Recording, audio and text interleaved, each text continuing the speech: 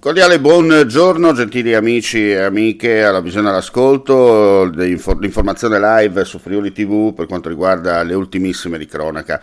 Scossa di terremoto questa mattina poco prima delle 6 di magnitudo 2.7 con epicentro a Claut in Valcellina e ipocentro a 10 km di profondità. L'evento sismico è stato avvertito dalla popolazione locale, non si registrano danni a cose o persone.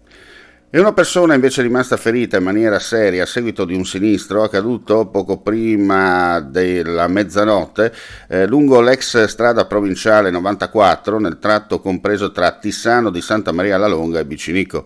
Per causa in corso di accertamento, 2 auto si sono scontrate a seguito dell'impatto, una delle 2 è finita in un fossato. La persona rimasta ferita nell'incidente è stata trasportata successivamente all'ospedale di Udine in codice giallo con l'ambulanza e con medico a bordo. Sul luogo del sinistro hanno operato anche i carabinieri e vigili del fuoco. E siamo in tema di incidenti stradali perché 2 persone sono rimaste invece ferite lungo l'ex provinciale 4 tra Malchina e Precenico in comune di Duino Aurisina. Il sinistro si è verificato intorno alle 22. Per causa in corso di accertamento 2 vetture si sono scontrate nell'impatto.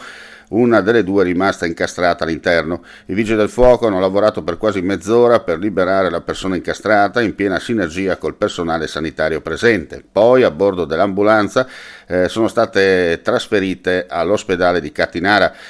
Una ha riportato lesioni severe ed è stata accolta in codice giallo, l'altra invece è stata accolta in ospedale con ferite meno gravi. Sul posto, come detto, vigili del fuoco e i carabinieri successivamente per i rilievi di legge. E con questa notizia chiudiamo qui questa edizione live del mattino. Ulteriori news come sempre sul nostro sito friulitv.net. Grazie per la visione e l'ascolto e non resta che augurare a tutti voi un buon proseguimento di giornata. Legno Interni, falegnameria dal 1946.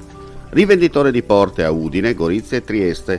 Porte blindate, pavimenti, serramenti, scale, arredi su misura. Punto di riferimento nella qualità e nel design. La falegnameria opera nel campo dell'artigianato e mette a disposizione del cliente la sua conoscenza per offrire un prodotto all'avanguardia in grado di soddisfare anche i clienti più esigenti. Legno Interni, la tua casa su misura.